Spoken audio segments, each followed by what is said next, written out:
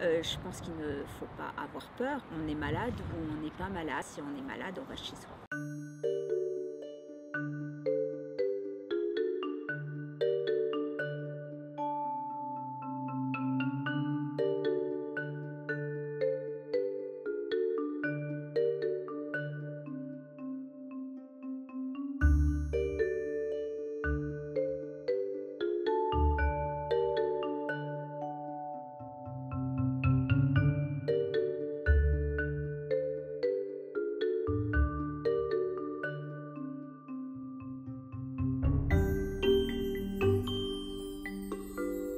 C'est une maladie respiratoire, donc la transmission effectivement est similaire à toutes les maladies respiratoires, dont la grippe. La transmission se fait au moment de la toux par les postillons et les gouttelettes de salive, et donc ça tombe très proche, et c'est pour ça qu'on dit d'utiliser des mouchoirs à usage unique, de tousser dans son coude. Et puis, il y a les efforts d'éternuement qui, elles, vont envoyer le virus un petit peu plus loin, d'où là aussi toujours la nécessité de se moucher dans un mouchoir à usage unique. Mais ce qu'on pourrait rajouter comme précaution, c'est d'aérer régulièrement les pièces, et puis bien sûr de se laver les mains et de nettoyer très régulièrement les surfaces sur lesquelles les postillons auraient pu tomber, donc bien sûr les tables, mais on n'y pense pas suffisamment, les poignées de porte, tout ce qu'on peut avoir touché. Donc là, un nettoyage très régulier est efficace.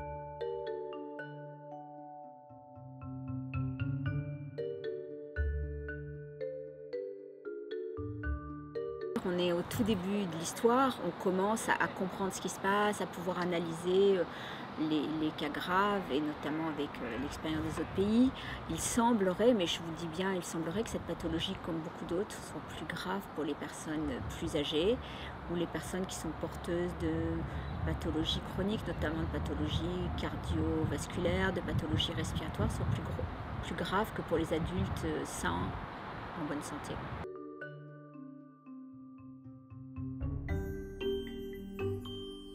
La notion de grands-parents, c'est quelque chose de très vague, puisque vous avez des grands-parents qui ne sont pas très âgés et qui, eux, ne rentrent probablement pas dans les cases des personnes les plus à risque. Et puis au contraire, vous avez des personnes qui sont en EHPAD, et donc là, probablement que l'attitude à avoir est différente.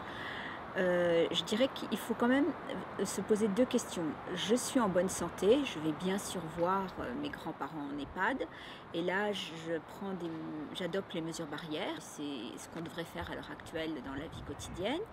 Je me tiens à une distance raisonnable, un peu plus d'1 mètre, pour avoir une conversation avec eux. Donc ça, c'est vraiment, je n'ai aucun symptôme.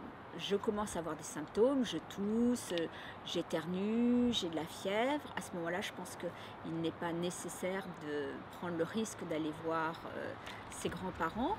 En revanche, il ne faut pas les laisser seuls. Et tous les moyens modernes de communication, le téléphone, WhatsApp, Skype, tout ça devrait pouvoir être utilisé pour maintenir les relations avec sa famille un peu plus âgée.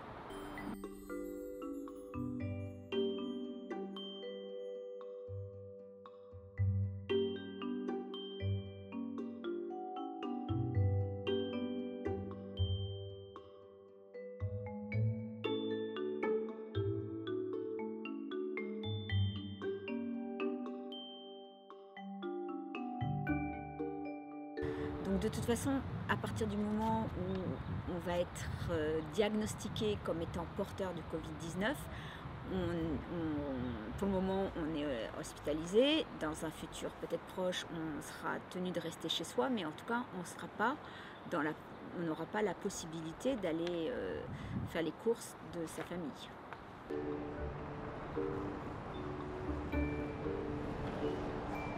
Et certainement qu'il y a des personnes qui sont porteurs sans avoir de symptômes. Pour le moment, c'est quelque chose qui est encore à l'étude. Je pense qu'il ne faut pas avoir peur. On est malade ou on n'est pas malade. Si on n'est pas malade et si on a peur de contaminer sa famille, on peut déposer les courses sur le palier. Et encore une fois, si on est malade, on reste chez soi. Life. Life. Life. Life. Life. Life. Life. Live. Live.